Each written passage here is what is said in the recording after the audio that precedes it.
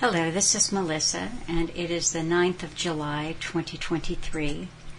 And this Redux is from a talk that Alan did May the 5th, 2019. Short-term memory, because our lives are short and agendas are damning. Our masters hide evidence within long-term planning. It's a very good talk, and I was actually on the hunt for a talk in which Alan covered, which he did quite a few times, Quigley's assertion that in a new system that we would go into at some point, corporations would present us with a new type of feudalism, and corporate CEOs would be the new feudal overlords. I had that in mind because I was thinking about the tech world in which we live, the fourth industrial revolution, which we're already really in, and we're down here screaming about this, that, rights, freedom, democracy. Alan said something to the effect of we might as well just let go of the idea of democracy altogether because we no longer have it. He was bemoaning the fact that there wasn't any news worth talking about that week. So he talked about quite a lot of things about the materialistic society that we live in, post-religion, post-Christianity, post-the family, and how that has led to the creation of a situation in which we aren't reproducing fast enough. We have a declining population, and that is despite what they tell us about there being too many of us. So it's a good talk. I will leave you to listen to the talk, and I'm going to talk about a few other different things. Even though he was bemoaning the fact that there was no news, he covered quite a few interesting articles: Ireland, big tech and privacy, Japan's child population declines, how to spy on Google and Facebook's spying, DARPA wants brain interfaces for able-bodied warfighters. And then he talked about Porton Down and biowarfare testing that went on, how millions were used in germ war tests in Britain. So he actually covered a lot of interesting stories, and I will try to check all those links, and if some of them are dead, I'll look for replacement links on Internet Archive. But what was on my mind were the few little things that are out there to talk about.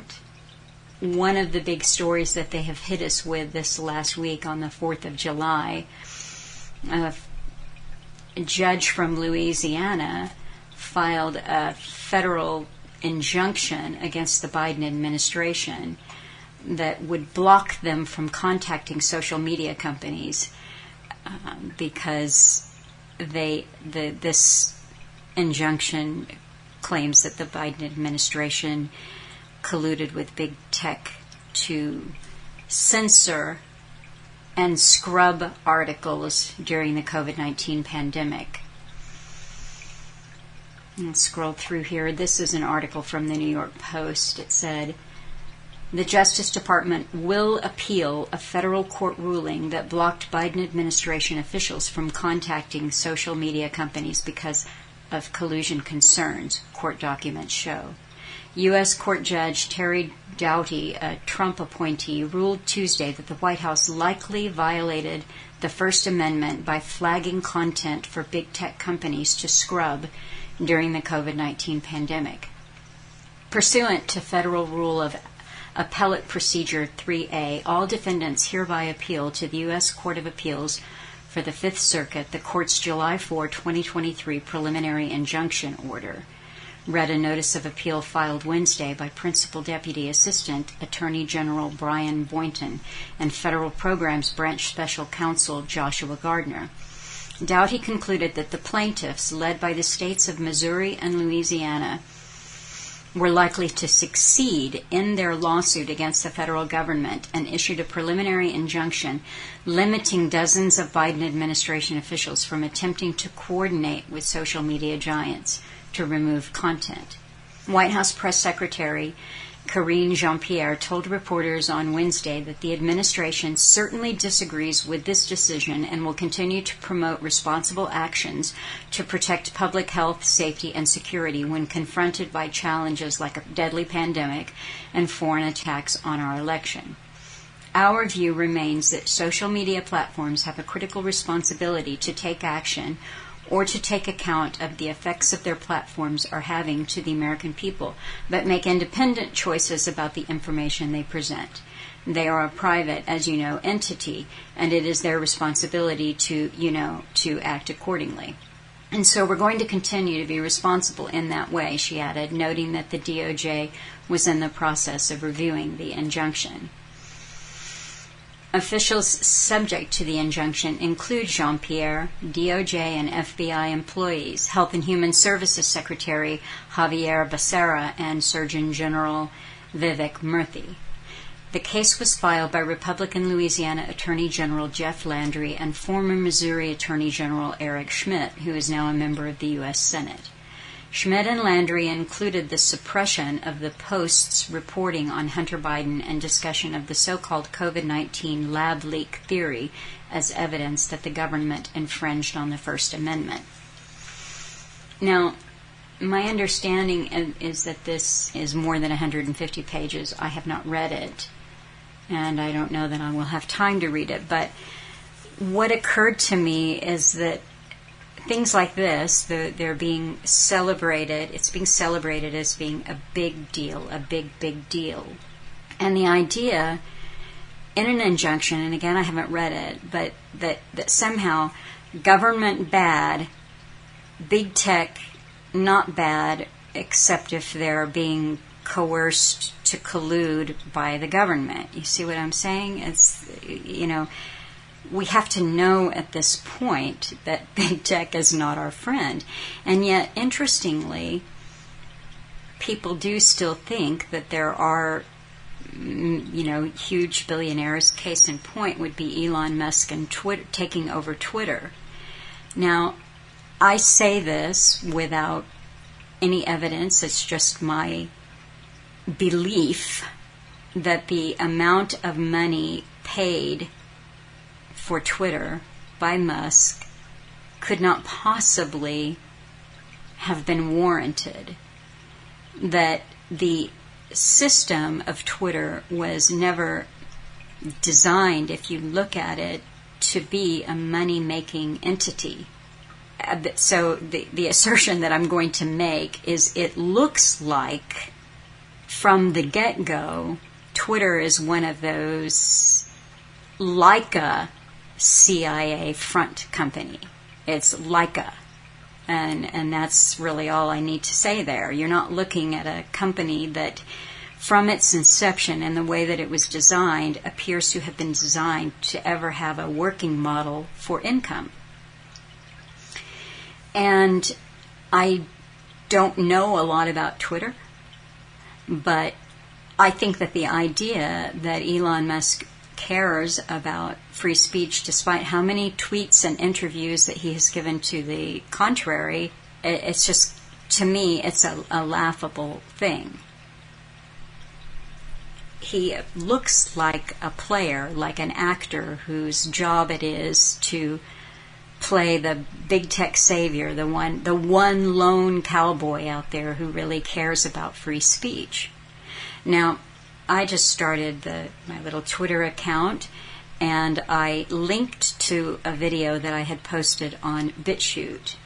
And someone said, "Oh, that's already been pulled down," and it wasn't pulled down. When I followed that thread to see what had happened, it blocked people from going to view the video on BitChute. It had deemed it unsafe, and I thought, oh, my video. Then I realized what Twitter had done, and I don't know if this is still the case today, but a few days ago, what they had done was they had blocked any link that led to BitChute, deeming the entire site of BitChute was not safe. So there's free speech for you. Then there is something, again, I haven't spent a lot of time investigating this, but the amount of tweets that one can send in a day or look at in a day have been limited, and certain things can only be viewed if one signs into their Twitter account. And the reason that this has been done, we are told, is because the bot problem. You see, Twitter's got a bot problem, and bots are doing data scraping and delivering that to AI. So it's to protect us, right? And his new CEO, Linda Yaccarina, said, well, there's always a few bumps. You start off, you sometimes you have to dismantle things before you can get them working again. I actually think she said sometimes you have to slow down momentarily before you can pick up speed. But what had really got me on the idea of CEOs being the new feudal overlords was because I was doing a little bit of scrolling around the net, and I realized that it was that time of year rolling around for the what they call the Sun Valley Conference to happen. And the Sun Valley Conference is something that is hosted by an investment bank named Allen & Co. And it's held every year. And so I'm just going to read you a little article about that. What we know about the ultra-private Sun Valley Conference host. Outside of its annual conference, the firm, which doesn't even have a website, maintains a mysteriously low profile. Now, I'm not that interested in Allen & Co. They're an investment bank, and if they want to be mysterious and private, that's fine. But I am interested in the event that they host every year in Sun Valley, Idaho. So that starts Tuesday, July 11. One of the most closely watched business gatherings of the year, Sun Valley remains highly secretive. Little public knowledge beyond who might attend and who actually attended is traditionally available. A handful of photographers are allowed. And there shows a picture of Apple CEO Tim Cook at the event in 2019. It said the event's organizer, Allen & Co., does next to no publicity either about the event or about itself beyond the fact that a team of extremely well-connected bankers has engineered mega deals at the star-studded conference for more than 30 years. Okay, so they go into what is Allen & Co. and who are they, and I'm going to scroll back away from that. So here are some of the deals that were brokered at this event. Disney's merger with ABC, 1996. Google's IPO, that's an initial public offering, 2004. The $18 billion merger between Activision and Vivendi Games, 2011. Twitter's IPO, 2013. Jeff Bezos' purchase of the Washington Post, 2013. Facebook's $19 billion purchase of WhatsApp, 2014. There are essentially three kinds of people that the Sun Valley Conference, the Allen & Co. want to attract to the conference. CEOs, their families, and institutional investors, according to Fortune magazine. Earlier this month, Variety published a list of 50 people invited to Sun Valley this year so far. Familiar names like Bill Gates, Warren Buffett, and Mark Zuckerberg made the list, while regulars, including Jeff Bezos and Elon Musk, were not invited. There are a lot of articles that you can find about this event, but several of them that I looked at made a really big deal about the fact that Elon Musk had not been invited to this year's event, just like a big deal was made of the fact that he was not at Davos this year. To me, again, this is all theater, elaborate theater. I no more think that Elon Musk is out of the Billionaires Club than, I don't buy that. So that's what got me on this whole train of thought. But really, the idea in my mind was we are in this world in which the skeletons of national governments are still allowed to dangle in the closet like some macabre Halloween decoration. But I think Alan nailed it, democracy that we keep arguing about, that we vote and demand our rights. This is over. We are in the new feudalism. So thinking about feudalism, I wanted to see, how is this being discussed? I'm sure that other people are talking about this idea out there. And I stumbled on what you might call a public intellectual by the name of Evgeny Morozov. And some of you may have heard of him. I was not familiar with him, but he's written books about the internet, the dangers, privacy, big tech, etc., so forth. This site that I was looking at seems to have a little bit of a liberal slant. I'm only saying that because they're saying that those intellectuals who cry out against what we call neo-feudalism are only screaming about it because communism didn't happen in this country, and these conservative thinkers have to have something to scream about. This is from the article, this is the Los Angeles Review of Books. A number of technology commentators share the libertarian conservative critique of technology's role in contemporary feudalization, even as they don't embrace fossil fuels and suburbia. Already in 2010, in his influential book, You Are Not a Gadget, tech guru Jaron Lanier observed the emergence of peasants and lords of the Internet. This theme has increased in prominence as a handful of tech companies have become ever richer and more attractive, turning their owners into billionaires on the basis of the cheap labor of their workers, the free labor of their users, and the tax breaks bestowed on them by cities desperate to attract jobs. Apple, Facebook, Microsoft, Amazon, and Alphabet, the parent company name for Google, together are worth more than most every country in the world, except the United States, China, Germany, and Japan. The economic scale and impact of these tech supergiants, or overlords, is greater than that of most so-called sovereign states. Evgeny Morozov describes their dominance as a hyper-modern form of feudalism. Another thinker, Albert Laszlo Barabasi, explained the processes underpinning such a neo-feudalism in his analysis of the structure of complex networks, that is, networks characterized by free choice, growth, and preferential attachment. These are networks where people voluntarily make links or choices. The number of links per site grow over time, and people like things because others like them. The Netflix recommendation system, for instance, relies on this assumption. Link distribution in complex networks follows a power law where the most popular item generally has twice as many hits or links as the second most popular, which has twice as many as the third most, and so on down to the insignificant differences between those in the long tail of the distribution curve.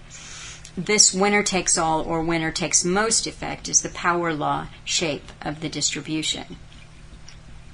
Talks about how this leads to concentration. Now, I'll put this book review up and you can read it yourself.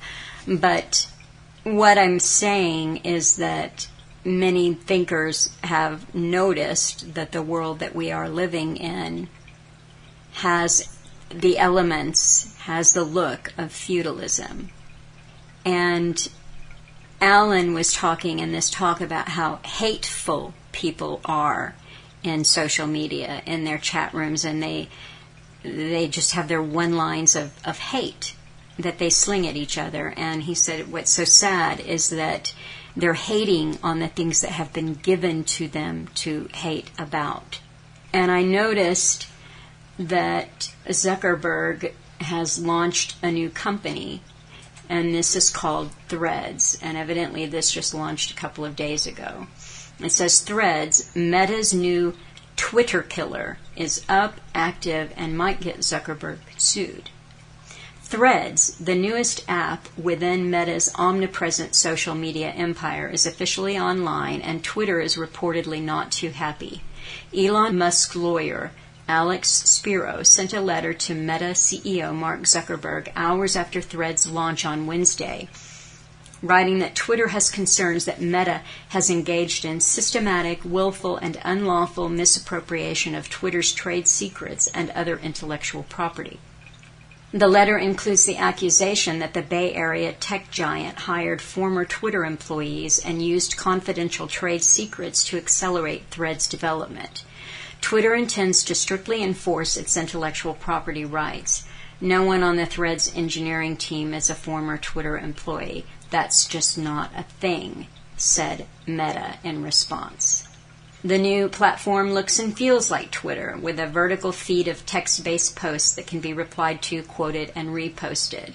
Posts can be up to 500 characters long and include links, photos, and videos. Now, a lot of people in Hollywood and other places have been used to jump on this launch. They're saying how wonderful it is. They've accused Twitter of becoming another just outpost for conservatives and hateful people. And I notice Ellen DeGeneres called Threads the new gay Twitter. So, but these people are... Did Ellen DeGeneres tweet that? No, I don't think she did. No more than Trump tweets or Musk tweets. I mean, these people have teams. So, I'm saying, as Alan said in this talk, I'm warning you to be careful. He said it in 2019, all that time ago. That seems like a lifetime ago now for what we've been, And there is a little clip of a fellow talking at the World Economic Forum about digital currency and how that he's basically talking about that as a form of social coercion. And I will look for that and post that if I can. But it also reminded me of the famous Marshall McLuhan quote that the medium is the message. And we are so in that world now where we have these little places that we can hang out. We try to reach each other, and I understand why Alan just loved his sites and staying away from open comments and chat rooms, and these sites where and not taking on advertisers. He could say what he wanted to say within reason, and he did not have to worry about getting bounced off of a venue, off of a forum. And I'm cautioning you that these places that we go and I go, let's not think that we are free to say what we want to say, because that window closed a long time ago. And so it is an unfortunate thing, but I do believe that there are ways in which people can still affect change. And I think that means paying attention to your own environment, not your social media environment, but your immediate environment, and seeing what you can affect there. And here is Alan's talk. Hi folks, I'm Alan Watt, and this is Cutting Through the Matrix on the 5th of May 2019. I hope everyone's getting into the optimism that we have, occasional optimism anyway, it depends where you are, isn't it, of a coming summer. And hopefully here it won't be as fiery, you might say, as it was last year. Perhaps, we'll see. But last Wednesday I had snow here again in the morning, and it's been pretty cool at night indeed. But that's the way it goes in this little planet that we live on. It's true, we're born in this little planet, aren't we? And we've got a short lifespan, very short. I always stress this because it's so true. And the longer you live, in fact, and more people you will see, even from school, early school. I can remember a girl at school when I was about 7 or 8 years old, who sat opposite me, or across from me, and who just disappeared one day. And it turned out that she'd died of, I think it was leukemia. And that brings it home to you at an early age that things can be very, very temporary. And more so as you get older and you understand death much more easily, I think. everyone tries to deny it to an extent, because otherwise we'd all cave in and be running for Prozac before we knew it, because it's not a natural thing to dwell on death naturally all the time. And they have terms for it in psychiatry and psychology and so on to do with that very, very topic, because we are definitely influenced by the system in which we're born naturally. We're in a very materialistic system today, in a phase, it's hardly, I wouldn't say it was a totally post-religious phase, or post-Christian phase for sure, because Christianity changed long before, centuries before too, because money has always been part of the system, and you need money to survive in the system. And we really don't know how we'd survive at all. In the past, that is. How could we have survived unless you really lived in a communal type, collectivist type society? Perhaps a long time ago we certainly did. And we know that even from the different societies they're always digging up across Europe, that the people were, the different groups and ethnic groups were very, very old indeed, and had lived after ice ages and came back into the same countries between thaws, then back out again and back in again. That's what happened. And they know this too. But again, there were more collectivist society or tribal societies. And they call them hunter-gatherers, but I think they were agricultural too. And they had to have some kind of order within society for it to function at all. And that's the same anywhere across the planet. But once you came into this odd thing called money, and it is odd, isn't it, really? It's a substitute for wealth, real wealth. And real wealth initially was what you needed. It was basics and necessities. And eventually you'll find that the richer families had simply killed those around them, stolen their properties, and that technically was wealth. And then once you could transmute that into coinage, for instance, about 800 BC or so, that they actually came out with actual coins, they claim. Before that, they used strips of gold, which they would cut off. They'd wind it around their arms, even thousands of years ago. And then before that, too, they used silver. Silver was more common than gold. But this odd metal became a substitute, as I say, for wealth, real wealth. And I say real wealth at one time was basically your necessities, what you had to live on, land, how you could grow food, or you could hunt, and things like that. These were basic necessities. But now wealth has become really divorced from necessities. And those who know how to accumulate wealth, and down through the ages, become awfully powerful people, or powerful families for that matter. And today, you'll find the most very, very wealthy people have been given positions to control us, and to have control over us, as supposedly philanthropists and inventors, or whatever they also want to call them, although really they're just big businessmen in an age of public-private partnerships. And I did the talks years and years ago on the public-private partnerships that came out of the Trilateral Commission's findings of how they wanted to change or run the world then. And the CFR branch of it too said it was time for these philanthropists, these suddenly people you never heard of before, who suddenly became famous using the fame machine, the same machine that creates stars in music or movies. Started to create them as though they were some kind of genius, you see, and they should participate in running the world and governing the world. But they never ever mentioned the fact, well, how can you have a democracy when you have people now being basically self-appointing them, or groups like the private organization CFR, private group, telling them to just take their positions of power over us. That's not democracy.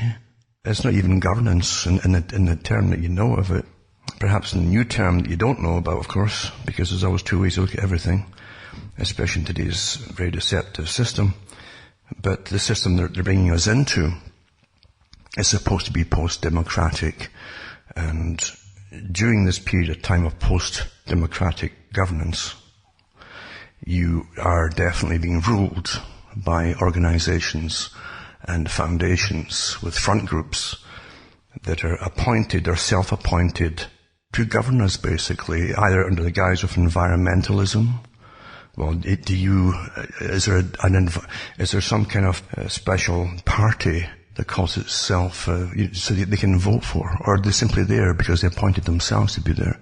Who appointed them to attach themselves to local councils or city councils or state councils or provincial councils and federal councils, for that matter? Did anyone get a vote on that? No, it didn't happen. And what I'm just simply saying here is we don't really participate much at all in the way we're ruled, because we are ruled, and that's the difference between democracy and rulership. In rulership, you're simply ruled like monarchy would rule you. But it's been done so slickly that people have kind of accepted it, because no one points out to them, wait a minute here, this is not a democracy. Yeah.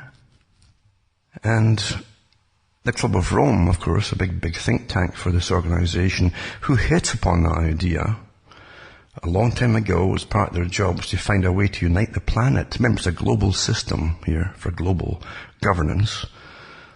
And they said that they find a common enemy to unite the whole world. But to save the world, you see. So they came up with the idea that global warming and famine and so on and the like would fit the bill. And that's where the climate change and all that came out of too. That's also where Agenda 21 came out of. Agenda 21 for the 21st century, with all of its subsections to be signed and signed and signed throughout this whole century. And carbon taxes, all that, it's all out of the same agenda, you see. Well, we didn't get to vote on it. You're not going to get to vote on it. And you simply have to believe it. Well, it's quite amazing to watch religions being destroyed by the same organizations that are running us now, as they give you a new belief system, and it really is based on belief, isn't it? What you believe. And they're not going to give you a vote because they know a lot of folk won't believe what they're being told.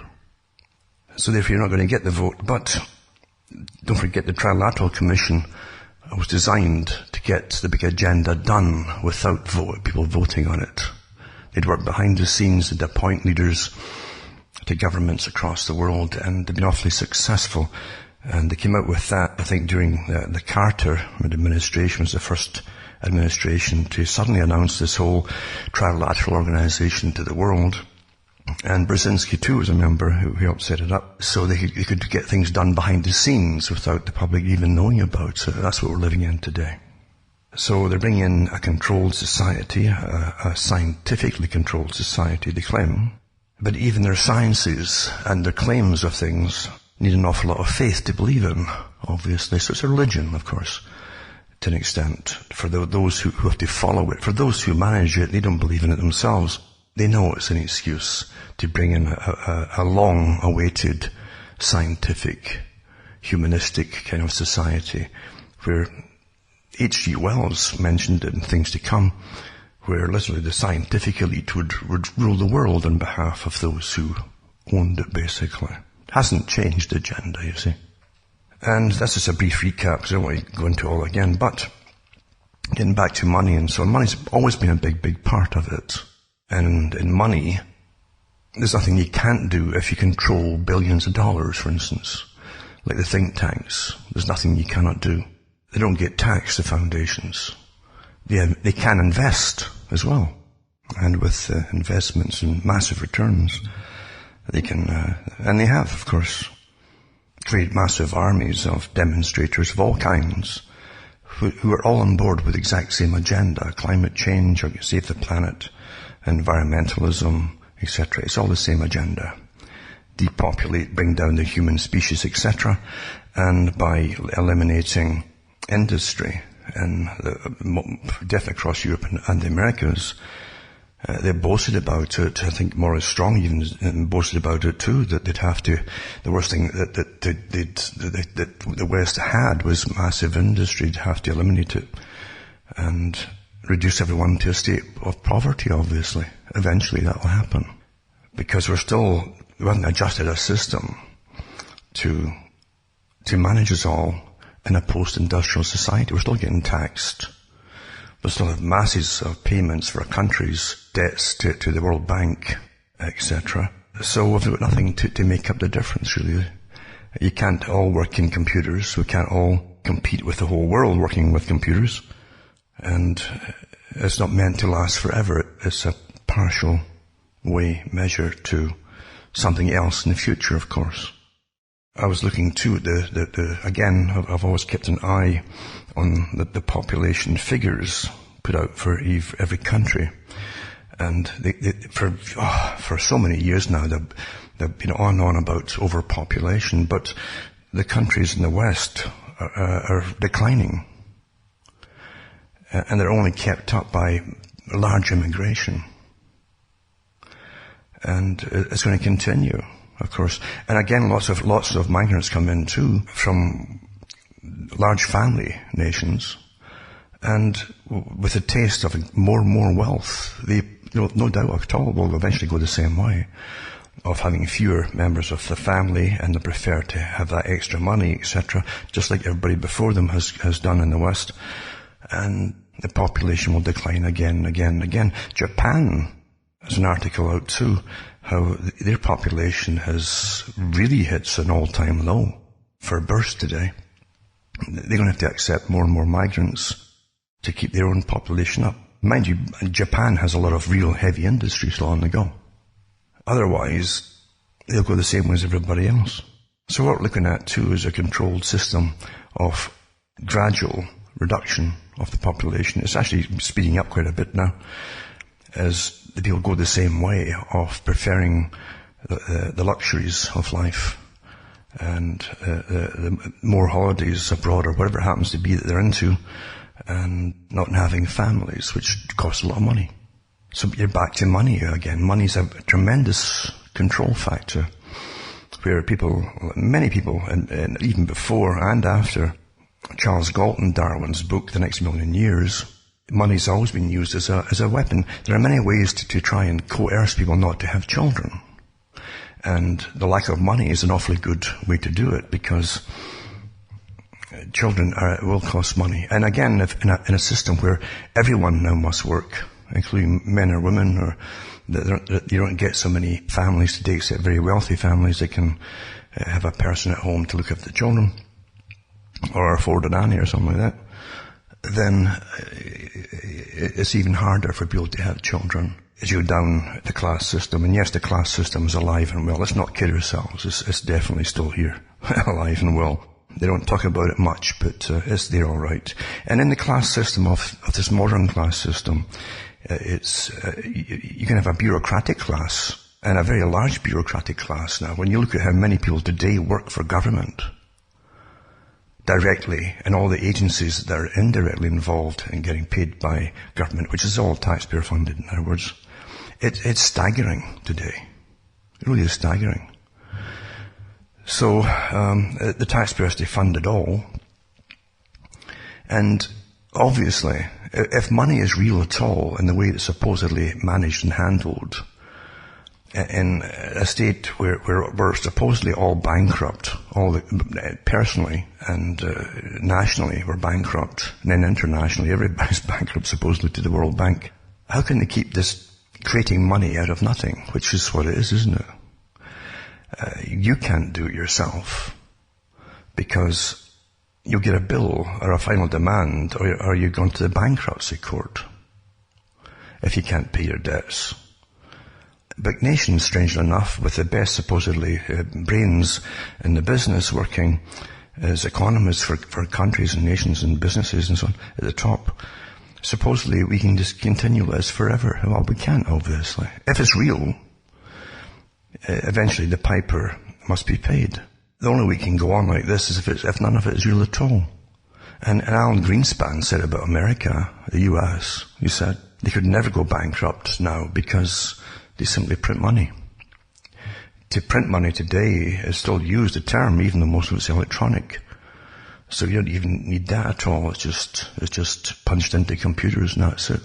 So if there's no real accounting of money, how can they constantly have people who are managing it all for us and deciding to make it more expensive for us to live, buying basics, because that is the agenda now, to go into austerity by upping all the prices of food, etc. It's been going on steadily since the last crash, and it was authorized to do so by all the governments involved to start jacking up basic energy costs, because that's a big part of it.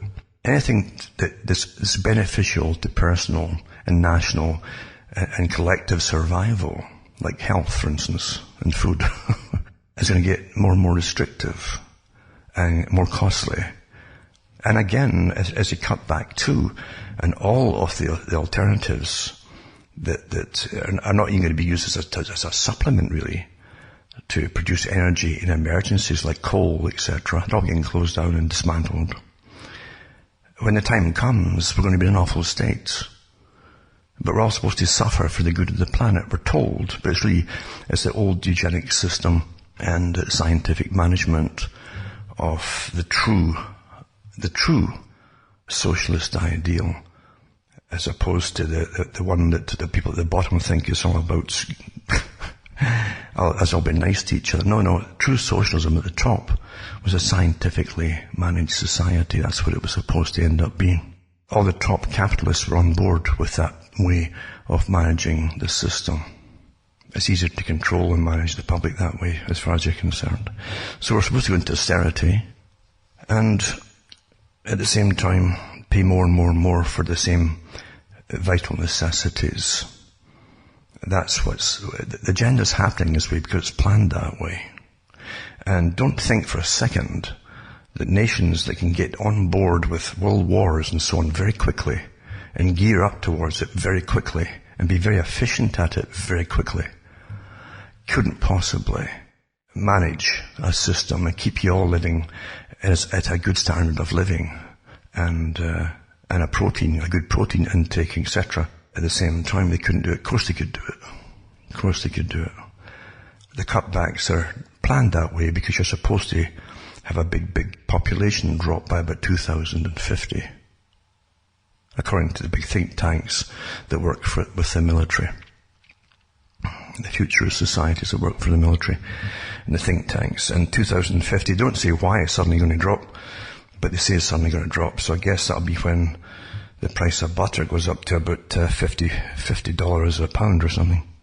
Has it doubled this recently here? Pretty well in Canada. To about $6, I think it is, or just over $6. So that's what we're living in, folks. We're living in a planned system, a planned takedown of all the things that were beneficial to a healthy society, which also obviously leads towards population growth. If people get married and have children, for instance, or even if they don't get married and women decide to have children and they're able to afford it, then that's detrimental to their agenda for depopulation, step by step. So you simply make energy, which is awfully vital for a healthy society, make it more expensive. Folk can't heat themselves properly. When you can't do that, houses get moldy and very unhealthy to live in. You get pneumonia and people die, especially the young and old to start with. You add malnutrition along the way, and it'll happen all the faster. And when you look at all the supposed well-funded greenie organizations out there, they're all part of this make-believe system of experts going to help save the planet. Because that's what it is. It's a make-believe system here. Because you have to really want to believe in it to believe they could do that at all. They're all well-funded, well-organized, etc. And how dare anybody train youngsters to be revolutionaries, to bring down the population of the planet? Do you get a vote on that in this supposed democratic system? Well, you don't, do you? We live in a world that's hostile. The elements are hostile to nature. The first thing we do in any civilization is try to get a shelter to stay in. And if you can at least keep the rain off you long enough, you might live longer. If you can't keep it off, you aren't going to live terribly long. You need to heat yourself, and in cold climates, you need a lot of good fuel to make this happen. And it's going to be cheap enough to make you, so you can afford it. If you're going to keep money on the go, that is. Don't forget you have societies where you wouldn't really need money. You can get issued credits by the state, like Bertrand Russell said they would eventually. Electronic ones, and they could withhold them if you're bad, or like you simply cut off your payments and so on. Some of us are already going through that kind of problem right now. You're not living in democracy. You're not living in a system of even moderate free speech. It's not moderate anymore. If you say anything at all that can explain what's happening to the people, you will be attacked. And you don't have to have any hate involved in it. You simply have to state the facts and you will be attacked. That's just accept. That's how it is.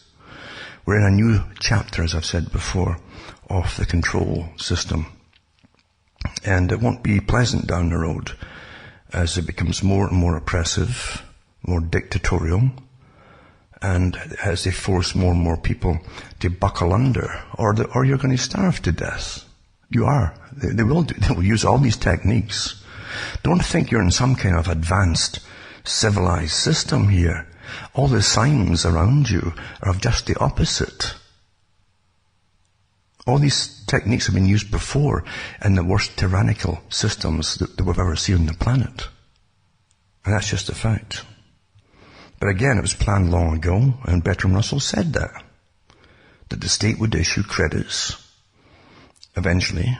Now, you don't have to get it right from the government. They can use private organizations to do it, right? And they'll be accessing your bank accounts and everything else, and then you'll eventually won't be able to save them up.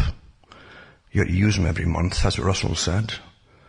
So at the bottom, you'd all be equal at the bottom level, you know. Your elite couldn't be as equal as you naturally. As Orwell said, some are more equal than others in such utopias.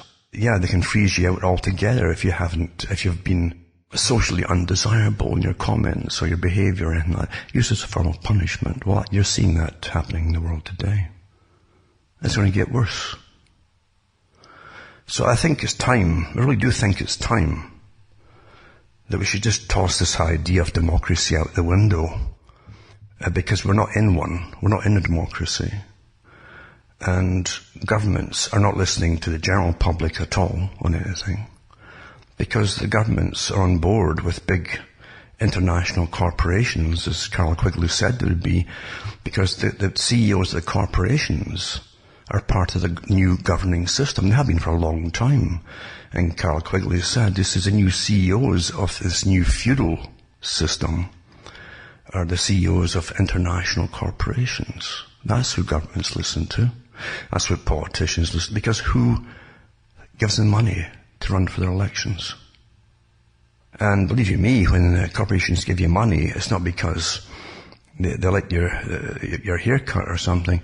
It's because they expect little favors to be, that they'll ask down the road to be complied with and reciprocated, right? For their donations. That's how it works. That's how it works. Now this week I was going to talk about a whole bunch of things, kind of tentatively, because there really is not much news at all. In fact, if you look at the news today, it's like Groundhog Day again from 20, 30 years ago. It's just the same news, same wars, you know, same topics. And anything that really matters, what really is missing, is what you used to get when you had at least some kind of show of democracy, where governments would have to insert the newspapers, and the papers would have to comply and show the public at least what the governments were working on, different bills and so on, and that way the public could get involved and have their say before anything was passed or done, and they might even just reject the bill eventually. Well, you don't get that now, if you've noticed. You don't get told about bills until they are passed. You didn't even know they were getting passed, or who drafted them up or anything. And sometimes it's not even your own countries that draft them up. So you're in a oddball system here, and they'll still go through the same motions of vote for this person or that person who says the expected slogans, who repeat them, of whatever party they belong to. It's that obvious today, isn't it? But in reality, we're being managed in a system where they're not happy policing simply speech. Now, I understand too that all this would come down. I knew it 30 years ago. Because I can remember 30 years ago when they said, before you were given the internet to the public, that the system would be given eventually, a system would be given to the public where mass communication across the planet would be very easy. And they'd have to gear up for information warfare because there'd be so many different countries all vying for power over other countries by using this particular new system. But they also mentioned about it might be hard to keep control over the public with this ability to communicate their ideas and information to each other. That was a scary thing to those in power. Naturally, it always has been. That's why they generally give you the topics to parrot on about, even if they're not true, or even if they're just trivia. It doesn't matter as long as they got you parroting about some other distraction. But you gotta admit today too, you have a society, and you can't tell who is who on the internet with all the different chat rooms. I did talks again years ago about this, from published documentation on the studies, and they found that you had all these different, call it sock puppet bots and so on, all chatting, literally computers pretending they're people chatting to you, all set up by intelligence, to have you all fighting with each other. And then you've got thousands and thousands of people paid to do the same thing online live, just to disrupt everything and to get everybody going at it. A tremendous power when you think about it, when you can get everybody talking about the same things, or giving them the right things to argue about all at the same time across the world. And what you're doing, you're not creating a logical system, a system based on logic or logical argument. You're giving them nothing but emotive content. And immediately if you get emotive content, you'll get them arguing. And when they get an argument, and people today aren't polite about it. They do it so often, and it's almost like a dreamlike state there, and I really think that they are in a dreamlike state, to be honest with you. Stuck in their little rooms, or whatever they're stuck in, yelling at each other, and texting each other, and it's all abuse. And the main topics are topics they've been given to argue about. Isn't that amazing, to watch it happening? It really is amazing. A few years ago, I put up an article. It was from MIT, and it was a professor there who literally stated that they were going to put out false histories, and then they would have the students work on these, disseminating these false histories in a test. And obviously, they got real-time tap-in to all the chatter on the internet by one of the government agencies to get that permission to access it all. But then they could actually see how quickly this chatter was picked up and repeated by everybody else. And the way they could devise the false hit, they could get everybody fighting everybody else. Do you realize we're living in one of the biggest laboratory that's ever been created, and most folk don't even know it because we just adapt into it so easily? Because especially when they're younger, it's always been there for them, and to them it's all quite natural. It's the only natural system they know, and it's not natural at all. You see what I'm saying? And you find older folk too going right into it thinking, well, until they forget what the past was like. And they forget what caution is like. And they forget how nasty, really nasty, childhood behavior can really be, as they start to alter repeat childhood behavior by abusing each other like crazy. Isn't it amazing? Now, all this is well known by those who are studying us all the time. But as I say, there's lots of the agencies out there deliberately pursuing this very path of causing the problems. Years ago, I said, I didn't trust politics. I naturally had come to the conclusion long before I'd read anything about other people who'd come to the same conclusions. Like I mentioned before, the Durants, for instance. Earl Durant, he eventually came to the conclusion, after following communism and all the rest of it, he said that people who go into politics want power, and people who want power could never be trusted, and so he could never have peace. So he gave up pretty well towards the end of his life. But he wasn't the only one who had done that, and you find that George Orwell gave you the same idea as an Animal Farm. But he also gave you, in 1984, the system of total control, where even your hopes of a helping hand were fake to get out of a hellish system of oppression. Because 1984 had lots of elements of the Soviet system at that time, with its mock trials, etc., where everyone confessed about everything you were told to confess about. You'd do it. And if you're tortured enough, you will. Just to hear the end of the torture. Of course you will. But he also showed you, they'd give you fake systems of, here's the truth, come here and get the truth. And Winston, the character in 1984, really thinks that he's being brought into an inner revolutionary group who were going to overthrow Big Brother in this totalitarian tyrannical system. And he was being set up by the very system that already ruled.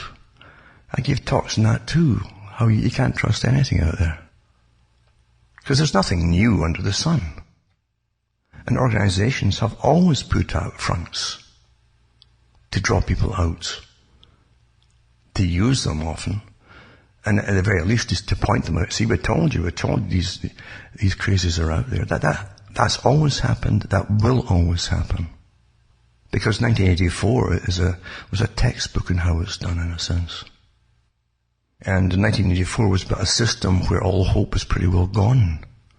And here's a glimmer of light, and you think, wow, I'll grab a hold of that. And so you do. And again, sure enough, it was false. You're being led into a trap to suck you out, you see. Whenever you get emotional about something or angry, you better stop and ask you who's caused you to be emotionally angry about something and why. Because if your point of even existing in, say, a political type system is to run things logically and practically, then you can't allow the emotion to come in. When emotion starts to reign supreme, you have civil wars, and then and someone's playing you all. And then you have the revolutions that have been hell in the past for most people. And they've never been honest either. You know. And when any materialistic, atheistic type system comes in, or even humanistic, which is a religion in itself actually, system comes in, they're always ruthless. They're practical, all right. They won't sit and listen to you plead for your life, and they won't listen to you plead to have better care, whatever it is in the dungeon you're thrown into. And they'll think nothing of torture either, because torture for sadists is even more addictive as they go on through it, you see. And people who crave power are very often sadistic as well. They're sadists. What I'm getting at is you better all be awfully careful, very careful, of what's presented to you as facts. When you look at the writings that are put out by communists, for instance, the early communists, then when they created the young communist leagues across the old Soviet Union, they had textbooks for those who managed them all on using the youth to demand the very things that the leaders of the parties wanted them to demand. It's easy to get children, youngsters, to demand things by showing them a partial story. Because you see, when you're young, you see things in black and white. You don't see the grey areas. And it's in the grey areas you have all the big deceptions on the go. So it's easy to get them into an emotional, aggressive fury against the older folk or something, or whatever it happens to be, whatever target they're given to target. On behalf of those at the top, they want to use them all for those purposes. When you're being used like that, I've said that, I would never join anything.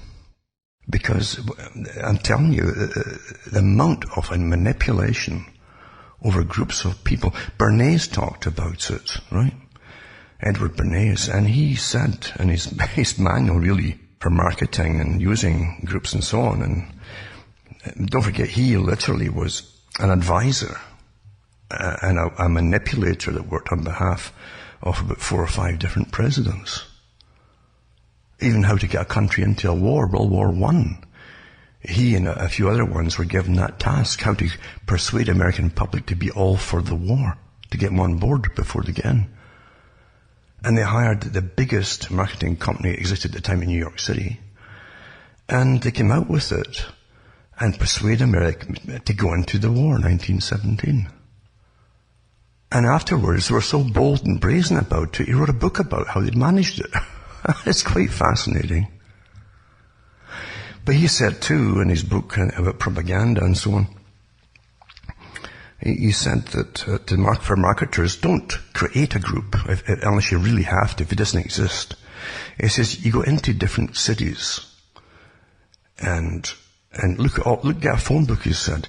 At that time, it was all phone books.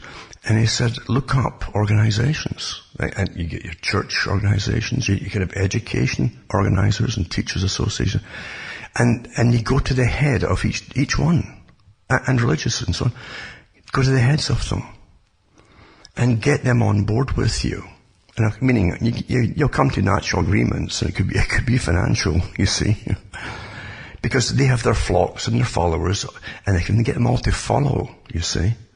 Then you've saved all that money and persuasive footwear and all the rest of it, padding around house to house. Use existing organizations, no matter what it is you're there for. You've got to get the religious organizations behind you, even though what you want them to do is not religious in nature, you see. They're organizations, they have many members, and if they can persuade them to follow along, it's a good thing for, well, he says you've done it, you see. Quite easy, isn't it? Well, education, as you know, is a great tool for those who already rule the world. Because there's more propaganda and indoctrination going on there to create the future revolutionaries and those who will demand this and demand that on behalf of the very, very old and wealthy folk who really are their bosses, which they don't even know exist. But that's a lot of power, and it shouldn't be in schools as far as I'm concerned. I don't know about you, this is my opinion. Everybody is allowed their opinion, and you've got to allow that too, because if you've been intolerant to all opinions, then eventually someone will be intolerant towards you. Obviously. So anyway, we live in a completely different system, as I say, than the one you're brainwashed into believing exists.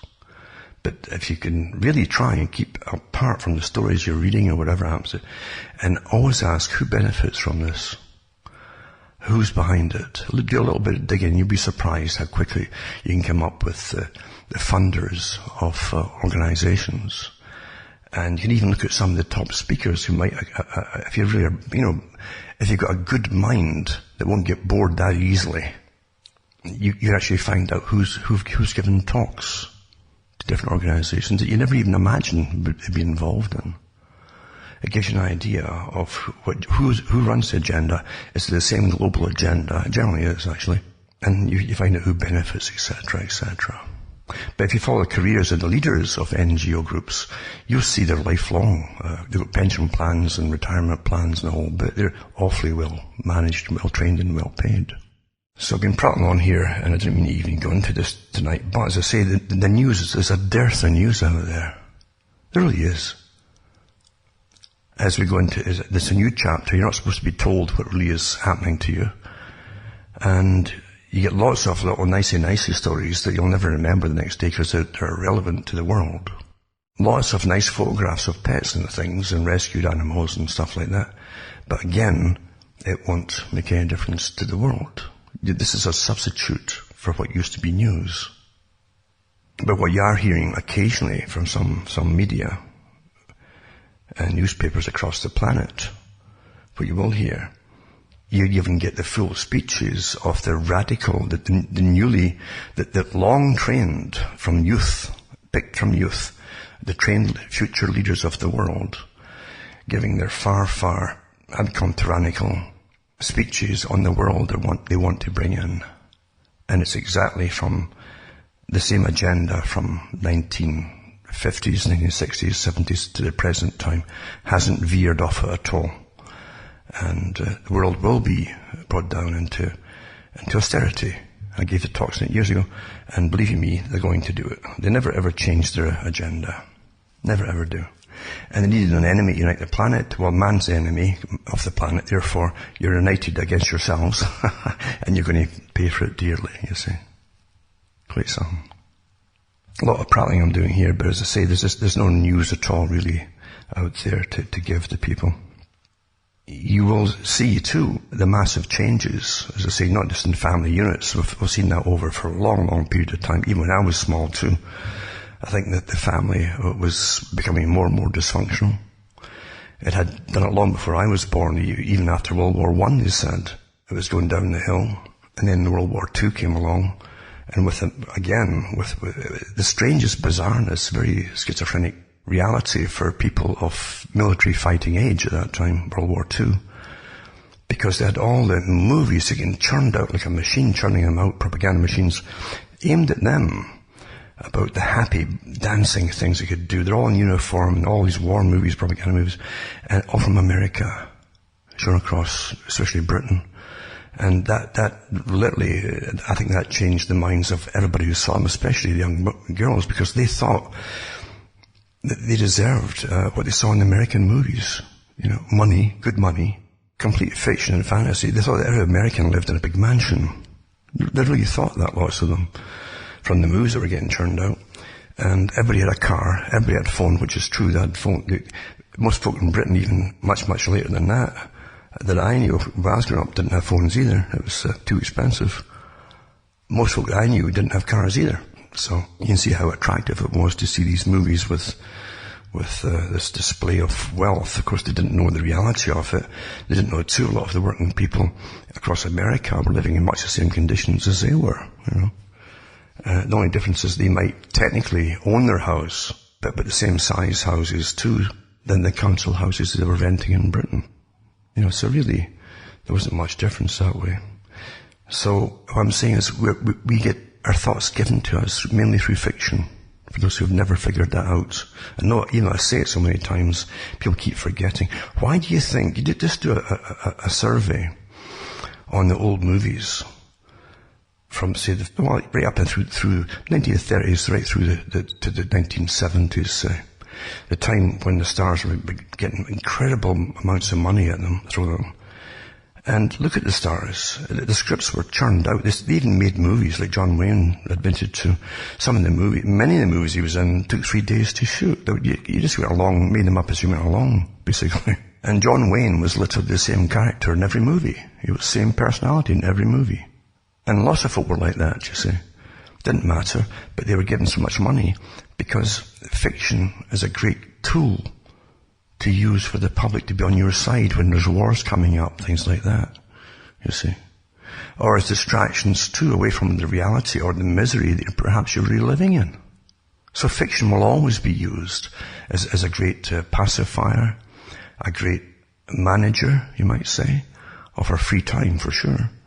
And to give us the thoughts they say that we should be thinking about, or giving you lots of thoughts that don't matter to power because it just distracts you from doing anything constructive perhaps that power wouldn't like.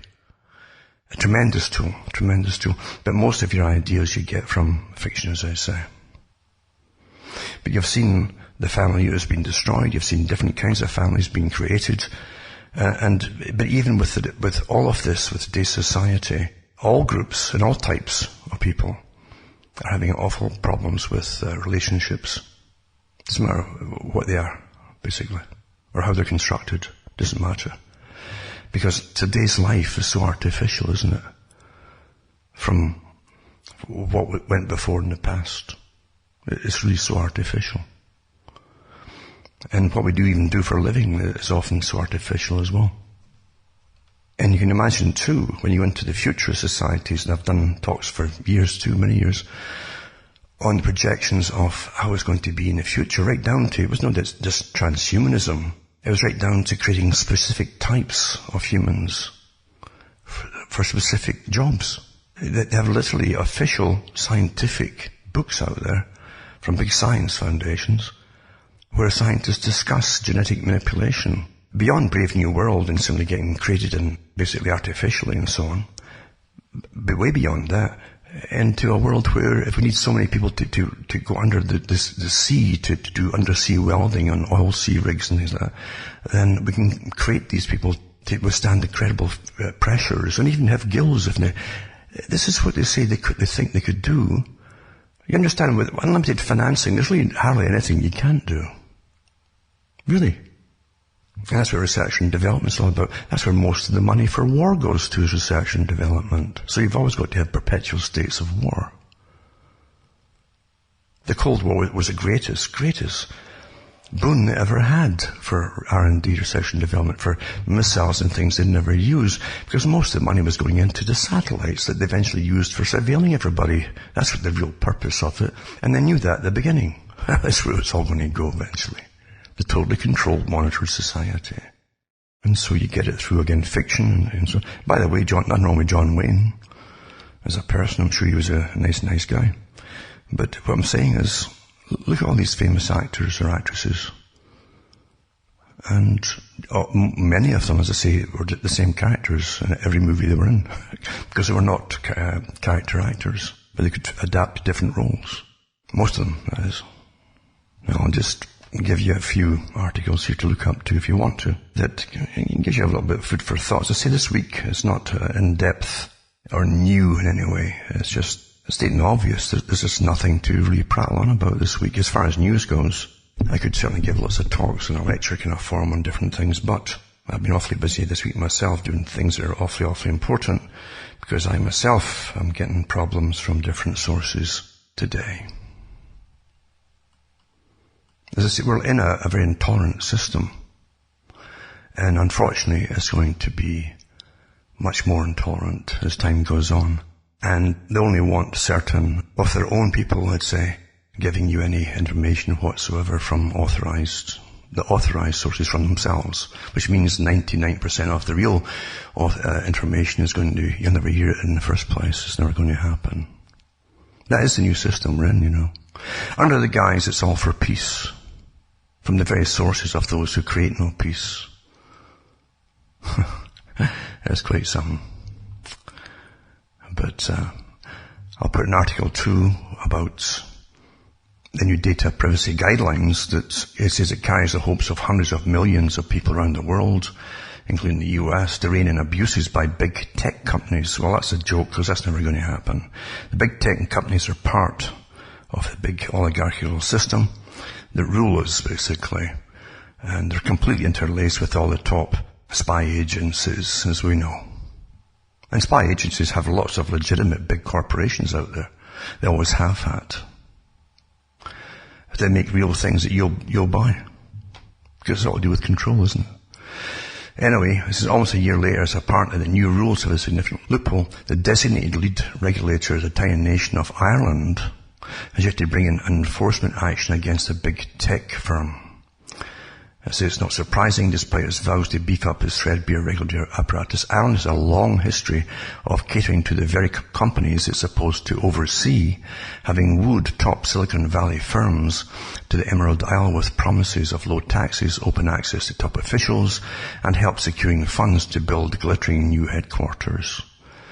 Now, data privacy experts and regulators in other countries are questioning Ireland's commitment to policing imminent privacy concerns like Facebook's reintroduction of facial recognition software and data sharing with its recently purchased subsidiary called WhatsApp, and Google's sharing of information across its burgeoning number of platforms. This is from Political, this article. I'll put this article up for you to read in its entirety. It's interesting. Don't think it's just Ireland. Ireland was encouraged by the EU central bank to borrow and do well, etc. And to bring in these big companies that would pay off the debts. Well, they're bankrupt now in Ireland. Because again, you can look up, it might be on my site too, but you can look up the talks that they had with the central bank head, and the central bank of the European Union, that is. They have a big central bank for that, who dictates to them because they're in so much debt now. Money is the biggest power out there, really. Really is. As I say, they can force you to not have children. They can force all the negative population reduction techniques to be forced upon people or women who can't afford children. And having children at school is phenomenally expensive now. It isn't just little notepads you're buying them nowadays, is it? They want electronic ones, and they want the latest, and the school's constantly telling them they'll need more and more, the better ones, are a bit left behind. Anyway, I say Ireland definitely has been hammered, and money will keep them under the boot, the jackboot, you might say, for a long time, maybe forever. Japan's child population declines for the 38th year in a row. I mean, that was a record low. I'll put that one up. I mentioned it earlier. And also, I'll put up Britain. Again, Britain, there's nothing happening in Britain that wasn't foreseen by those who manage Britain. They've got the mass knifings going on all over the place. They have a lawless system of gangs on motorbikes going around, literally. They call them scooters or mopeds, robbing, and they have been for years. Now the schools are putting in knife arches at the gates. A stabbing epidemic grips Wild West Britain. That's the title of the article. An outsider looking into the country will, I'm sure it's the same. You could give the same story about any country and it'd terrify the folk to go there. But the fact is, Britain does have traveller warning guides out there for travellers who want to come in for holidays into London and different cities, because it's so bad now. When it's a lawless system, believe you me, it could have been prevented altogether. It could be dealt with much more severely than it's even attempted, but it hasn't happened. So there's other purposes happening behind it for to make this all happen. Something else will come out of all of this. Never mind just the restrictions on everybody, obviously, like stopping searches in the streets and so on in Britain. But yeah, there's big arches that they walk through to try to detect any, which the same things that they've had in the schools and in the States for many years, in fact. But Britain used to pride itself and it didn't have all these problems. Well, Britain, I don't see Britain as what most folk think it is. I don't see any country with an image that's presented to the people, because what you're presented with is to keep you rather naive. And it's often a very different system at work altogether. It's no different than looking at intelligence services and what they work on. You'll never get to the bottom of it. You'll never figure it out. You might think a reason why they did this to that, to this to that, to this to that, but you'll never figure it out. I'm not kidding you. It's meant to be almost schizophrenic, the way that they design their big escapades into their schemes and their war games and so on. You'll never really figure it out any more than you really figure out why those who really, really do rule Britain allowed it to get to this stage. There'll be there's always other things behind it, and things that'll get out of it that you'd never come across. All you'll see is, that's terrible, and you get emotional about it again, you're back into emotion, and you've lost the game as soon as you get emotionally involved. That's how it is. And also how to spy on Google and Facebook. Spying, it says. A free online tool lets you check how tech firms track users' battery levels, Wi-Fi signal strength, and location. That was in the Mail, Daily Mail Online, of how it happens and so on. One other article too, and it's from a listener, and it's from 2012, and it says how Target figured out a teen girl was pregnant before her father did. And it says every time you go shopping, you share intimate details about your consumption patterns with retailers, and many of those retailers are studying those details to figure out what you like, what you need, and which coupons are most likely to make you happy. You have no idea how completely understood if you go cashless altogether and use their cards for everything.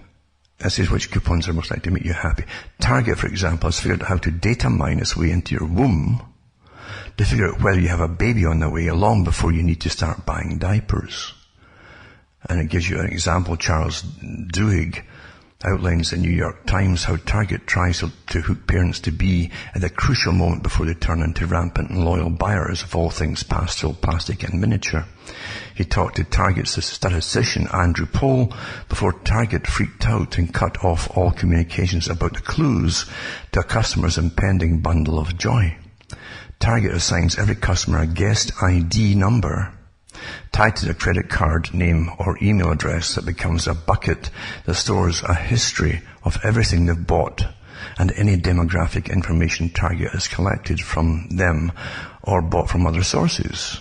Using that, Poe looked at historical buying data for all the ladies who'd signed up for Target babies registries in the past from New York Times.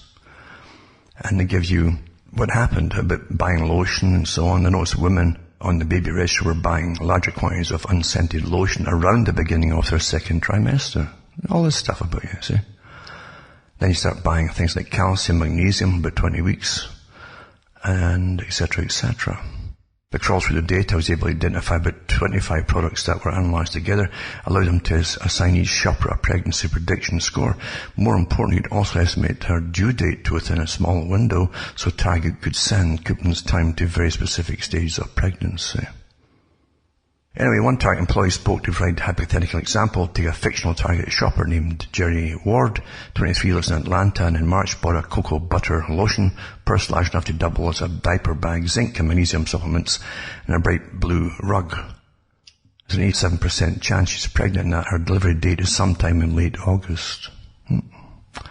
Now, they also have some real articles too, the complaints that Target had got. Because Target was sending coupons out and so on to these people, right? That thinks it's going to maybe getting pregnant or are pregnant. But one was from a father. It says, my daughter got this in the mail, he said. She's still in high school and you're sending her coupons for baby clothes and cribs. Are you trying to encourage her to get pregnant? The manager didn't have any idea what the man was talking about. He looked at the mailer. Sure enough, it was addressed to the man's daughter and contained advertisements for maternity clothing, nursery furniture and pictures of smiling infants. The manager apologized and then called a few days later to apologize again. It says, on the phone though, the father was somewhat abashed. I had a talk with my daughter, he says. Turns out there's been some activities in my house I haven't been completely aware of. She's due in August. I owe you an apology. So, you understand, you're in a system where you've fallen into all they call them mousetraps, by the way. Here's coupons that are free, here's this blah blah, you take this customer card for all different stores and they know all your data and so on, his preference, and your little discounts, these little mousetraps they call them, as I say, from the banking industry. And you've given up all your freedoms to privacy. And they know everything about you. Pretty well everything. And not only that, there's articles out, stacks of articles about now insurance companies have access to all this data, what you eat, if you love candies and chocolates, etc. You're getting a bit obese, blah, blah, blah, blah, blah. Because the system we're living in today is, first they're going to come down on smokers, by the way, and cut back on the treatments for any problems that smoking, they say, has caused. Then they're going to follow it with obese people. You're starting to get the picture with everything, folks. You're being trained like a herd by the big farmers who now claim that they own you.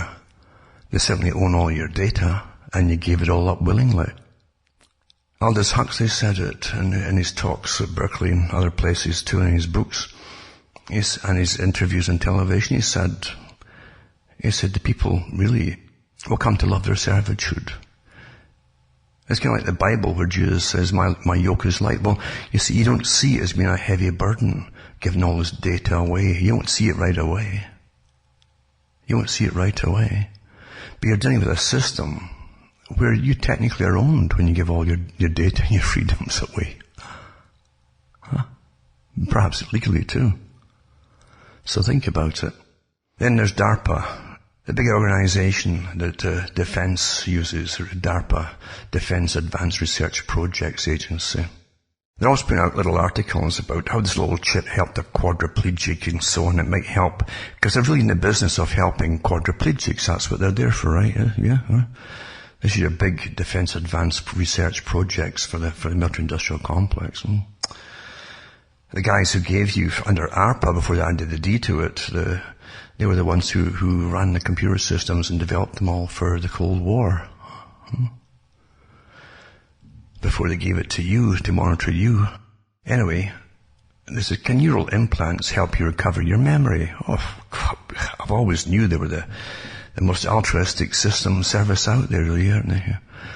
So a small trial in 15 patients at Wake Forest Baptist Medical Center, prosthetic memory implant helped patients improve short-term memory by an average of 35%. So there's your PR articles. That's the type of stuff they put out, right? But then you go into this one here. And DARPA wants brain implants that record from 1 million neurons. They want to jolt the nervous system with electricity, lasers, sound waves, and magnets. And the big headline at the top of the page is actually DARPA wants brain interfaces for able-bodied warfighters. So there's the real purpose of it there, right?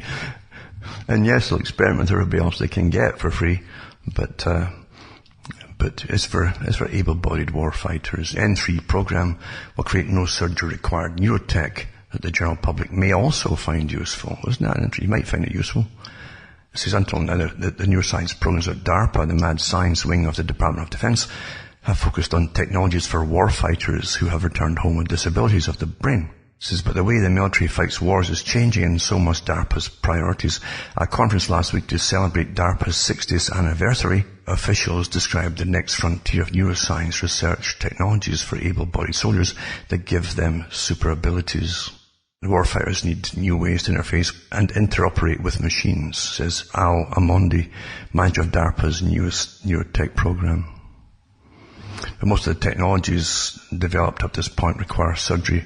What got us here won't take us there. So the new system, really, where they won't need surgery. They got high tech, they can transmit high fidelity signals between the brain and some external machine without requiring the user be cut open for newing or implementation. So they announced that in March, it says. Odd name, come on, that means that must be a made up name, surely. Monde, like this, like E for electronic world, Monde. Anyway, if it is or isn't, who cares? Is currently picking researchers who will be funded under the program. And they would expect announcements early 2019, so it should be any time now. They've had helmets before and things like that, but of course they have ways now to even go much further away from the people or the object or the target to basically interfere with your brain. And getting back to how cruel the world really is. And it is cruel. It's a cruel world. And we've got to remember that. We live in, to an extent, a naive reality we've been indoctrinated with by those who control us all. And it's sad because if you understood the real world, you would be far more, perhaps suspicious, definitely more watchful of the powers that are around you and over you. And you'd have more say, perhaps, or you'd make time to say more about things that are happening, if you really would. You understand, this is like Christianity. Christianity was attacked a long time ago. It's still being attacked, naturally. Even the United Nations admits it, which is rather, again, it's rather strange that they even bother to admit it. But Christianity was different before. Of course it was different. And forget all these movies you see. There are no movies of Christians 200 or 300 years ago. We don't have movies about them.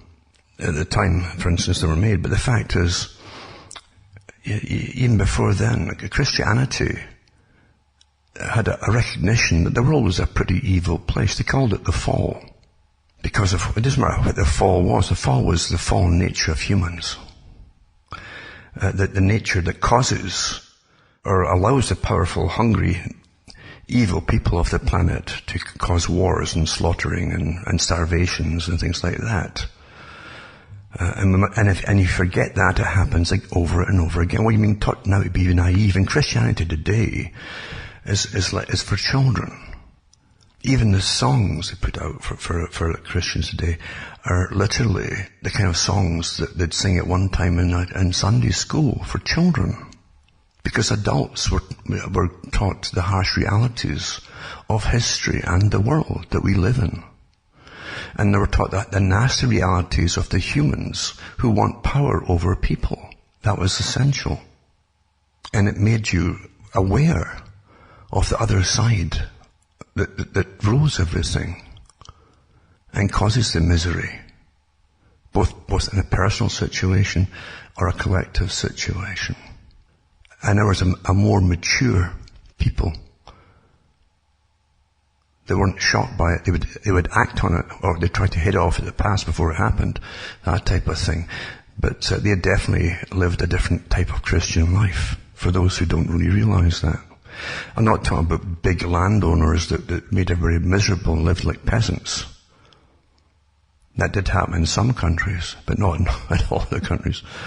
Most of the folk were rather poor themselves. And they also had an idea of what money was and what power was from money. And so they tried to just have enough to get by, but they even taught their children not to love money and not to use it to exploit other people.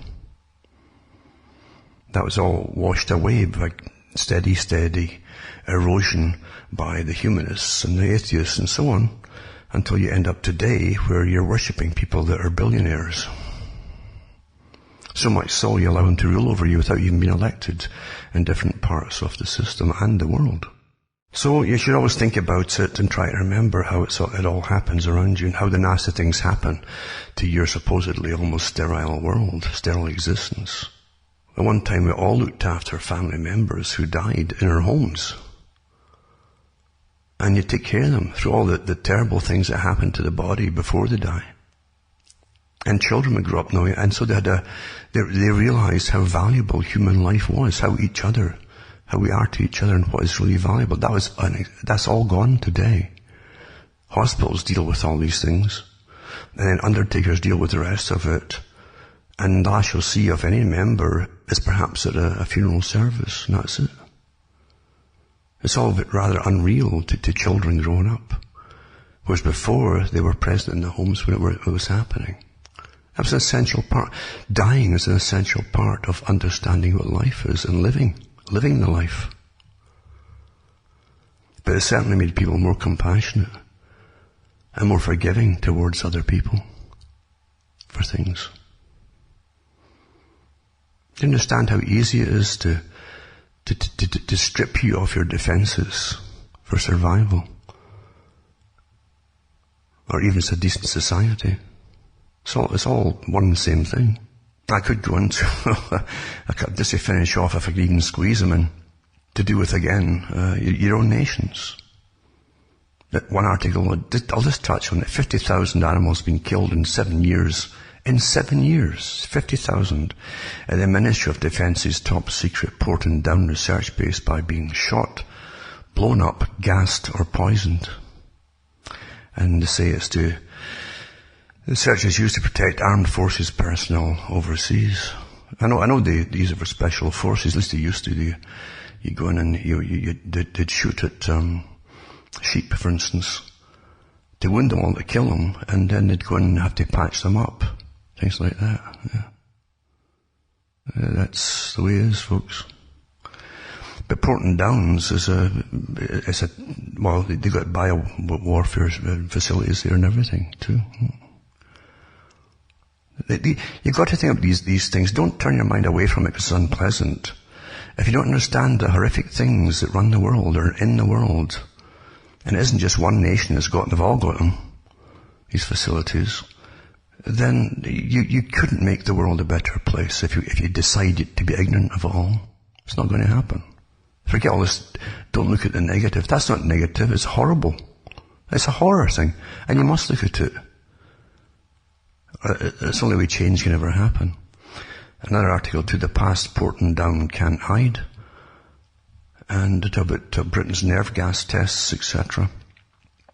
How we used them on young airmen, volunteers, etc. But every country did that. Canada did the same thing too. Did articles back in the 80s about Canadians, the last of them who were sprayed overhead by aerial spraying on battlefields, like the practice battlefields inside Canada, and they're told it was just to test different chemicals that wouldn't do them any harm, and they all died pretty well of cancers and things. And you'll find it in every country if you go digging for the old news articles, when news would tell you a lot more than they do now. And then you have another one too, Operation LEC. That's It was in Canada, the US Army Chemical Corps, Operation Dispersed Microscopic Zinc Cadmium Sulfide particles over much of the US and Canada, and it did over Winnipeg, in order to test the special patterns in the geographic range of chemicals or biological weapons. These are carcinogenic things. They used them in Britain too, off the coast of Norfolk, from using ships blown into the mainland and testing it too. We're all used like this, folks, in this great civilized system we live in, where we're taught now to look at the negative. I'll put some of these articles up anyway, just because I've got them up anyway right now, not because I could tie them into my talks, but you've got to stop being so naive. And hopefully there's enough people can handle this rather depressing stuff. It can be depressing, sure it is. But if you can handle it, at least you become a stronger person. And perhaps down the road, you or your children or somebody will speak out too about these things. Because you understand, you get the same characters that do all for instance, these warfare bio things. The same character, and the big chemical companies involved in for very fast bucks and all the rest of it, and growing food and all the rest of it that you're eating. You better think of these things. We are technically, like Charles Fort said, he said as we're farmed, he says, which means you must have farmers, eh? And that's the only way you can get really positive change. Not the elite creating the NGO massive armies to protest the very things that they want done, Strip me off your food supply, strip me off your protein supply, strip me off a heat supply down the road. You better think about it. It's a very, very deceptive world indeed. As I say, at least as the older Christians knew at one time. And they were aware, because of its history that they were living through at the time, they were very, very well aware of it, with all the incredible wars throughout Europe and elsewhere. Some of them lasted 100 years or more. Some of them never stopped, I think. But we live in such a happy television-created fictional reality now, don't we? Well, that's it for today. I better get on with processing this and getting up, and maybe I'll try and get into more of a teaching thing next week, hopefully, depending on the different circumstances and that's happening around me at the moment too. For myself, Alan Waterman, here at Canada, it's good night to me. Your God or your gods go with you.